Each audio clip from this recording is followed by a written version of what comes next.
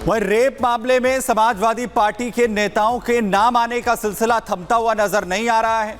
इससे पहले कन्नौज और अयोध्या की बात करें, वहीं मऊ से नया मामला सामने आ गया है, जहां पर वीरेंद्र बहादुर पाल पर बलात्कार और साथ ही ब्लैकमेलिंग के आरोप लगे हैं। पूरे मामले को लेकर कार्रवाई शुरू कर दी गई है। वहीं दूसरी तरफ इससे पहले जहां अयोध्या और कन्नौज से जहां मामला सामने आया था, नवाब सिंह जो आरोपी है रेप का, उस पर आरोप लगे थे। वहीं से पहले अयोध्या में सवाल उठे थे, मोहित खान जो गैंगरेप का आरोपी है, और अब मऊ से समाजवादी पार्टी के नेता वीरेंद्र पर आरोप लगाए गए हैं और साथ ही साथ ब्लैकमेलिंग का भी आरोप है। इसमें पुलिस ने एफआईआर दर्ज की है। पूरे मामले को लेकर कार्रवाई शुरू कर दी गई है। यानी एक और समाजवादी पार्टी के नेता पर सवाल खड़े हो रहे हैं। तस्वीरें पहले भी सामने आई थी और अब एक और तस्वीर सामने आ गई। जनपद मऊ में एक पीड़िता द्वारा एक व्यक्ति जिनका नाम वीरेंद्र बहादुर पाल है, जो चकमेहदी सराय लखनसी के रहने वाले हैं तथा पेशे से अधिवक्ता हैं, उनके विरुद्ध अवैध संबंध बनाने, मारपीट करने इत्यादि संबंधित एक तहरीर दी गई थी। उनके साथ 6 तारीख को अपने चैम्बर के पास जाकर गाली गलौच और मारपीट किया गया तथा पिछले किसी भी तथ्यों के उजागर न करने देने संबंधी धमकी भी दी गई थी। लिहाजा पीड़िता द्वारा जब थाने पर आकर इसके संबंध में तहरीर दी गई तो प्रथम सूचना रिपोर्ट दर्ज करके अग्रिम विधिक कार्रवाई की जा रही है। और अब यूपी के बाद बात हरियाणा की।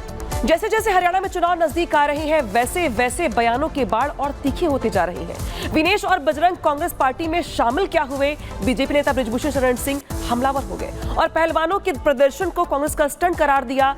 साथ ही हुड्डा परिवार पर हमला भी बोला है। क्या है पूरी खबर, दिखाते इस रिपोर्ट में।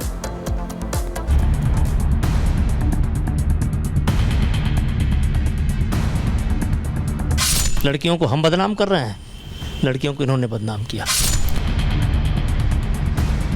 सवालों की तलखी तेज होती जा रही है, जुबानी प्रहार और धार लेता जा रहा है। अब हमला तीखा और सटीक होता जा रहा है। विनेश फोगाट कांग्रेस में है और बृजभूषण शरण सिंह फुल फॉर्म में। विनेश के कांग्रेस का दामन थामने के साथ ही बीजेपी नेता और कुश्ती संघ के पूर्व अध्यक्ष बृजभूषण शरण सिंह हमलावर हैं। वार पलटवार और तंज का दौर खत्म होने का नाम नहीं ले रहा है। हरियाणा में चुनाव होना है, लिहाजा चुनावी बिसात बिक चुकी है।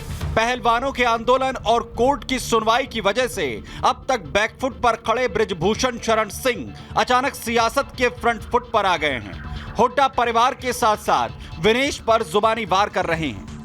महाभारत के समय द्रौपदी को दांव पर रख करके जुआ खेला गया था और हार गए। देश अभी भी इस बात के लिए पांडवों को माफ नहीं किया।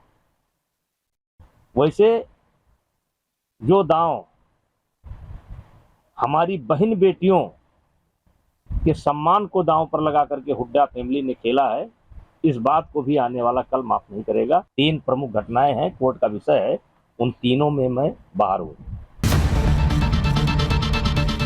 तो अब ऐसे में सवाल ये कि क्या विनेश हरियाणा में होने वाले चुनावी महाभारत की द्रौपदी हैं? क्या कांग्रेस परिवार ने पांडवों की तरह विनेश को दांव पर लगाया? क्या विनेश और महिला पहलवानों का धरने पर बैठना राजनीति से प्रेरित था? देश में चुनाव और उस पर सियासत होती रहेगी।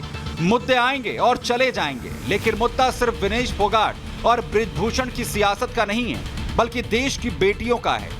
कांग्रेस बंगाल और केरल के मुद्दे पर मौन है। ऐसे में सवाल उठता है कि अगर विनेश भारत की बेटी हैं, तो क्या बंगाल की बेटी भारत की बेटी नहीं है? सवाल यह भी कि सियासी मतलब के हिसाब से बेटियों के साथ विपक्ष मौन रहेगा और बोलेगा, और सबसे बड़ा सवाल ये कि देश की बेटियों को आखिर कौन बचाएगा? Bureau report, Republic Bharat. तो हरियाणा विधानसभा चुनाव को लेकर सरगर्मियां पूरे जोरों पर है और वहीं साथ ही साथ चुनाव होने हैं जम्मू कश्मीर में भी, जिसके लिए बीजेपी ने पूरी कमर कसी हुई है। छठी लिस्ट अपने उम्मीदवारों की जारी बीजेपी की तरफ से कर दी गई है। गृह मंत्री अमित शाह हो या फिर रक्षा मंत्री राजनाथ सिंह दौरे लगातार कर रहे हैं और प्रधानमंत्री नरेंद्र मोदी का भी दौरा होना है। संकल्प पत्र जारी कर दिया गया है। संकल्प पत्र यहां पर जारी किया गया है जम्मू कश्मीर विधानसभा चुनाव को लेकर, और अपने उम्मीदवारों की जो छठी लिस्ट जारी की गई, इसमें 10 उम्मीदवारों के नामों का ऐलान किया गया और पार्टी ने खटवा विधानसभा सीट से डॉक्टर भरत भूषण को चुनाव मैदान में उतारा है। तो जम्मू कश्मीर में चुनाव है और चुनाव को लेकर जो तैयारियां हैं वो भी यहां पे जोरों पे दिखाई दे रही है। इस बीच जम्मू कश्मीर विधानसभा चुनाव में अब तक जो 62 उम्मीदवार हैं उनकी लिस्ट जारी कर दी गई है। बीजेपी ने उम्मीदवारों के नामों का यहां पे ऐलान कर दिया गया है। छठी लिस्ट में 10 प्रत्याशियों के नाम यहां पे शामिल किए गए हैं। बीजेपी ने 5 मुस्लिमों को भी यहां पर टिकट दिया गया जम्मू कश्मीर में प्रत्याशियों के जब जिक्र करते हैं तो। इसके अलावा जब हम बात करते हैं यहां पर तो अब तक 62 लोगों के जो नाम है वो सामने आ चुके हैं। छठी लिस्ट बीजेपी की ओर से सामने आ चुकी है। हालांकि देखना यह होगा कि अब जो आगे चुनाव जिस तरीके से होते हैं उसमें बीजेपी की रणनीति क्या होती है चुनाव को लेकर, क्योंकि बीजेपी के घोषणा पत्र में बहुत सारी बातें, बहुत सारे वादे घाटी के लिए किए गए हैं। तो जम्मू कश्मीर में होने वाले विधानसभा चुनाव के मद्देनजर रक्षा मंत्री राजनाथ सिंह रामबन में पहुंचे और बड़ी बात उन्होंने विपक्ष पर बड़ा हमला बोलते हुए कही। धारा 370 का उन्होंने जिक्र किया कि आतंकवाद का लगातार जो समर्थन है बाकी जो सियासी पार्टियां वो करती रही हैं। धारा 370 को लेकर उन्होंने कहा कि जब तक बीजेपी है तब तक 370 की वापसी नहीं हो सकती। जम्मू कश्मीर के चुनाव पर नहीं लगी है, बल्कि सारे हिंदुस्तान में रहने वाला हर हिंदुस्तानी देख रहा है कि जम्मू कश्मीर के चुनाव परिणाम इस बार क्या होंगे। पहली बार लोकसभा का चुनाव हुआ है, उसमें 58% से अधिक जम्मू कश्मीर के बहनों भाइयों ने मतदान किया है। जिस समय धारा 370 को हमारे प्रधानमंत्री ने समाप्त किया, उस लोग कहते थे धारा 370 समाप्त करेंगे तो जम्मू कश्मीर में आग लग जाएगी। बहनों भाइयों, धारा 370 डंके की चोट पर हम लोगों ने समाप्त कर दिया। किसी मां के लाल में हिम्मत नहीं है कि अब रिवाल्वर उठाकर किसी के सीने पर। और अब खबर दिल्ली से, जहां पर दिल्ली के एक इलाके में ताबड़तोड़ फायरिंग हुई। अच्छी बात यह रही कि इस पूरे की पूरी फायरिंग में किसी के चोट नहीं लगी, लेकिन तड़तड़ाहट से गोलियों के पूरे इलाके में दहशत फैल गई है। रिपोर्ट दिखाते हैं।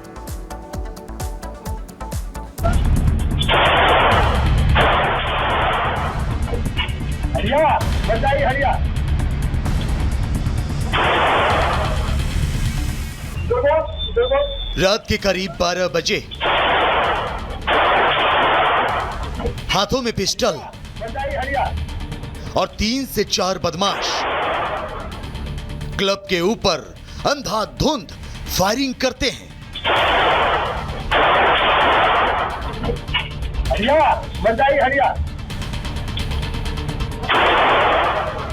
घटना के चलते सुनसान इलाका एकाएक गोलियों की तड़तड़ाहट से थर्रा उठता है। तस्वीरें दिल्ली के सीमापुरी की हैं। सीसीटीवी में साफ दिखाई दे रहा है कि हथियारों से लैस 4 बदमाश सीमापुरी के क्लब में आते हैं। एक बदमाश क्लब के बाहर खड़े बाउंसर, जिसमें महिला भी शामिल है, उनको घुटनों पर बैठने के लिए धमकाता है। इसके बाद महिला बाउंसर के सिर पर पिस्टल रखकर 2 पुरुष बाउंसरों को जमीन पर बिठाते हैं और फिर क्लब के बाहर ताबड़तोड़ फायरिंग करते हैं। घुटने दे, अभी मैडम घुटने से गोली मारूंगा। बैठिए, देरी से बैठिए।